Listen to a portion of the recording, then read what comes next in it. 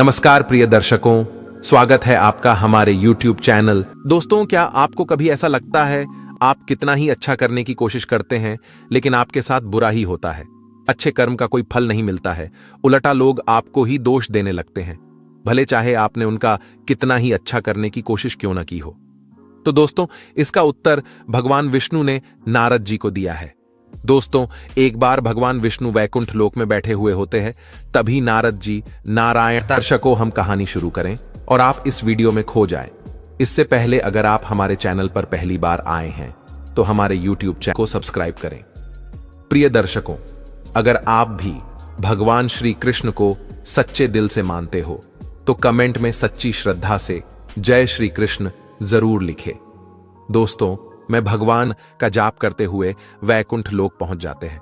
भगवान विष्णु अपने भक्त नारद को देखकर प्रसन्न होते हैं और कहते हैं, हे वत्स, आज तुम अवश्य ही कोई महत्वपूर्ण समाचार लेकर आए हो। नारद जी कहते हैं, हे प्रभु, आप तो सर्वज्ञाता है, आपसे क्या छिपा हुआ है? आप तो सब कुछ पहले से ही जानते हैं, मैं आपको क्या समाचार दे सकता हूं? भगवान विष्णु कहते हैं, हे वत्स, फिर तुम इतनी शीघ्रता से किस कारण से आए हो? नारद जी कहते हैं, हे प्रभु, आप सब कुछ जानते हैं और मैं किस कारण से आया हूं यह भी आपको पता है, लेकिन फिर भी मैं आपको बताने की चेष्टा करता हूं। हे प्रभु, मैं आपके पास यह जानने के लिए आया हूं कि मनुष्य अच्छे कर्म करने के बाद भी दुखी क्यों रहते हैं। मैं पृथ्वी लोक का भ्रमण करके आया हूं और मैंने कई मनुष्यों को देखा है जो अच्छे कर्म करने के बाद भी दुखी ही रहते हैं, किंतु आपने तो कहा है कि अच्छे कर्मों का फल अच्छा ही मिलता है, तो फिर उन मनुष्यों को जीवन में दुख क्यों मिल रहे हैं? क्या अच्छे कर्म करना पाप है? नारद की बात सुनकर भगवान विष्णु मुस्कुराने लगते हैं और कहते हैं, हे वत्स, तुमने आज बहुत ही महत्वपूर्ण प्रश्न किया है और मैं ये भी जानता हूं कि तुम्हारे मन में यह प्रश्न क्यों उत्पन्न हुआ है। मैं तुम्हारी इस शंका का समाधान अवश्य करूंगा। इस प्रश्न का उत्तर बताने से पहले मैं तुम्हें एक कथा सुनाता हूं। इस कथा को तुम ध्यान से सुनना, तुम्हें तुम्हारे सभी प्रश्नों के उत्तर मिल जाएंगे। नारद जी कहते हैं, हे प्रभु, मैं इस महान कथा को ध्यान से अवश्य सुनूंगा। मेरा यह सौभाग्य है कि आपके मुख से यह कथा मुझे सुनने को मिल रही है। फिर भगवान विष्णु नारद जी को वह कथा सुनाने लगते हैं। हे वत्स, एक समय की बात है, मध्य देश में एक अत्यंत शोभायमान नगरी थी। उस नगरी में एक किसान रहता था। किसान के पास बहुत सारी गायें, बैल और बहुत सारी जमीन थी। किसान नित्य खेत में काम करता था और अपने परिवार का पालन पोषण करता था। उस किसान के पास किसी चीज की कोई कमी नहीं थी। उसके घर में धन धान्य सब कुछ था। उस किसान की 3 संतानें भी थीं जिनसे वह बहुत अधिक प्रेम करता था। किसान ने अपनी संतानों के लिए बहुत सारा धन और संपत्ति इकट्ठा करके रखी थी ताकि उसकी संतानों को कभी दुख ना झेलना पड़े। किसान अपने बेटों से बहुत प्रेम करता था। वह हमेशा उनका ख्याल रखता था। जो चाहिए वह अपने पुत्रों को देता था। उसने अपने संतानों को पढ़ाया लिखाया, जो चाहिए वह किया। फिर जवान होने पर उसने 3 लड़कों का विवाह भी कर दिया। लेकिन किसान अपने बेटों को कभी कोई काम करने नहीं देता था। उस किसान को हमेशा डर लगा रहता था कि अगर उसके बेटे खेत में काम करेंगे तो बीमार पड़ जाएंगे। अगर उसके बेटे कहीं बाहर काम करेंगे तो उन्हें कष्ट सहन करने पर डटेंगे। इसीलिए किसान अपने बेटों को कोई काम नहीं करने देता था, हमेशा अपने बेटों की देखभाल करता रहता था। किसान खुद अकेले ही सारे काम करता था। वह कभी अपने पुत्रों को कोई काम करने को नहीं कहता था। उसे लगता था अगर वह अपने पुत्रों को कोई काम करने को कहेगा तो वे दुखी हो जाएंगे और उसे छोड़कर चले जाएंगे। क्योंकि बचपन से ही किसान ने अपने बेटों को बड़े लाड प्यार से पाला था, हमेशा उनके भले के बारे में ही सोचता था। उसके मन में अपने बच्चों के लिए प्रेम था, लेकिन वह किसान नहीं जानता था कि वह कितनी बड़ी भूल कर रहा है। उसे लगता था कि अगर उसके बच्चे काम करेंगे तो वे सभी बीमार पड़कर मर जाएंगे। इसी डर से उसने अपने बेटों को कभी कोई काम करने नहीं दिया और खुद अकेले ही सारा काम करने लगता था। किसान के लाड प्यार के कारण उसके 3 लड़के अब निकम्मे हो चुके थे।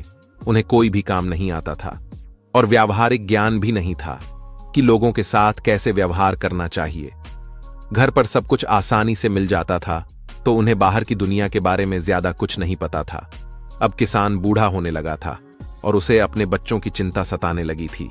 कि उसकी मृत्यु के बाद उसके पुत्र कैसे जिएंगे। उन्हें कहीं खेत में तो काम करना नहीं पड़ेगा। इसी चिंता से वह किसान हमेशा दुखी रहता था। अब बुढ़ापे में उस किसान से काम नहीं हो पा रहा था, जिससे घर की आमदनी कम होने लगी थी। उसके तीनों पुत्रों का परिवार भी बड़ा हो गया। उनके भी पुत्र पुत्रियां हो गई थीं। अब इतने बड़े परिवार को संभालने के लिए अधिक धन और अनाज की जरूरत पड़ रही थी। लेकिन किसान इतना सब कुछ अकेले नहीं कर पा रहा था, जिससे उसके पुत्र भी अब उससे द्वेष करने लगे थे। सारा दोष वे पुत्र अपने पिता पर ही डालने लगे थे। उस किसान के पुत्रों को अपने पिता पर बहुत क्रोध आने लगा था।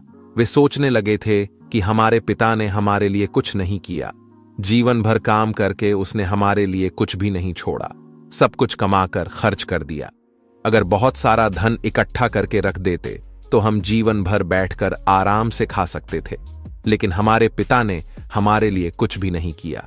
भगवान विष्णु कहते हैं, देखो नारद, उस किसान ने बचपन से ही अपने पुत्रों की बहुत अच्छी तरह से देखभाल की थी। उसने उनकी हर मांग पूरी की। उन्हें जो जो चाहिए था वह सब कुछ दिया। उसने उन्हें कभी कोई काम करने नहीं दिया। सारा काम वह अकेले ही करता था। उसने अपने बेटों को कभी कोई कष्ट होने नहीं दिया। उसने अपने बेटों के लिए हमेशा अच्छा ही करने की कोशिश की थी। उसने कभी उनका बुरा करने का विचार तक नहीं किया था। लेकिन इतना सब कुछ होने के बावजूद भी उस किसान के पुत्र उसे भला बुरा ही कहने लगते हैं। सारा दोष अपने पिता पर ही डालने लगते हैं। तो तुम बताओ नारद, अब इसमें गलती उस पिता की है या उसके पुत्रों की? नारद जी आश्चर्य में पड़ जाते हैं और सोचने लगते हैं और कहते हैं, हे प्रभु, उस किसान के पुत्रों की गलती है। उनके पिता ने उनके लिए इतना कुछ किया, अपना पूरा जीवन उन पर नौछावर कर दिया। उन्हें जो चाहिए वह सब कुछ दिया, लेकिन अपने पिता का धन्यवाद करने के बजाय वे अपने पिता को ही दोष दे रहे हैं। फिर भगवान विष्णु कहते हैं, नहीं नारद, इसमें उस किसान के पुत्रों की कोई गलती नहीं है। नारद जी कहते हैं, वो कैसे प्रभु? भगवान विष्णु कहते हैं, हे नारद, मैं तुम्हें समझाता हूं, अब तुम ध्यान से सुनो।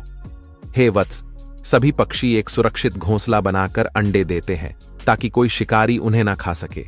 जब अंडों से बच्चे बाहर निकलते हैं तो वह पक्षी उन छोटे छोटे बच्चों को भोजन लाकर देता है। वह पक्षी बहुत मेहनत करता है, इधर उधर भटकता है और अपनी छोंच में अन्न भरकर लाता है और घोंसले में बैठे बच्चों के मुंह में लाकर डालता है। लेकिन कुछ दिनों के बाद उसके वह छोटे बच्चे बड़े होने लगते हैं, उनके पर निकल आते हैं और वे उड़ने की कोशिश करने लगते हैं। धीरे धीरे वे सभी उस घोंसले को छोड़कर उड़ने लगते हैं। तब वह पक्षी उन बच्चों को अन्न की तलाश करना सिखाता है और फिर वे बच्चे खुद उड़कर जाते हैं और भोजन ढूंढकर खाने लगते हैं। उसके बाद वह पक्षी कभी उन बच्चों के लिए भोजन नहीं लाता है। ठीक उसी प्रकार से नारद, उस किसान ने अपने बच्चों का लालन पालन करके उनके साथ अच्छा जरूर किया है, किंतु उसने अपने लड़कों को अपाहिज बना डाला। बालक का 5 वर्षों तक लालन पालन करना चाहिए, 10 वर्षों तक उसका ताड़न करना चाहिए, 10 वर्ष के बाद उसके साथ मित्र की तरह व्यवहार करना चाहिए और जवान हो जाने पर उसे कार्य में लगा देना चाहिए। लेकिन उस किसान ने अपने बच्चों को आलसी और निकम्मा बना डाला। उसने अपने पुत्रों के साथ अच्छा करने का सोचकर उनके जीवन का विनाश कर डाला। इसमें सारा दोष तो उस किसान पर ही जाएगा। भगवान विष्णु कहते हैं, हे नारद, अच्छे कर्म करना अच्छी बात है, किंतु जो व्यक्ति अंधा है ही नहीं, उसका सहारा बनने की क्या आवश्यकता है? जो व्यक्ति लंगड़ा है ही नहीं, उसे पीठ पर बिठाकर चलने की क्या जरूरत है? जो जल में तैर सकता है, उसे नाव में बिठाने की क्या आवश्यकता है? जो खुद अपने हाथ से भोजन कर सकता है, उसे खिलाने की क्या जरूरत है? जो पहले से ही बलवान है, उसकी रक्षा करने का कोई औचित्य नहीं है। किंतु मूढ़ बुद्धि मनुष्य निरंतर यह गलती करता है कि वह खुद की मूर्खता को ही अच्छा काम समझने लगता है। किसी धनवान को धन का दान देना अच्छा कर्म नहीं होता है। अच्छा कर्म वही है जहां उसकी जरूरत हो। यदि कोई व्यक्ति अंधा है तो उसे मार्ग पर चलने में मदद करना अच्छा काम होता है। किसी गरीब व्यक्ति को धन का तथा अन्न का दान करना अच्छा कर्म होता है। किसी कमजोर व्यक्ति की रक्षा करना अच्छा कर्म होता है। लेकिन पृथ्वी लोक पर मनुष्य ऐसे लोगों की मदद करते हैं जिन्हें मदद की जरूरत ही नहीं होती और सोचता है कि उसने अच्छा काम किया है। इसी कारण से वे सदैव दुखी रहने लगते हैं।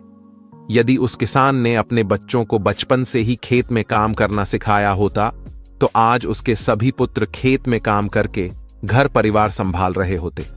लेकिन उस किसान ने ऐसा नहीं किया।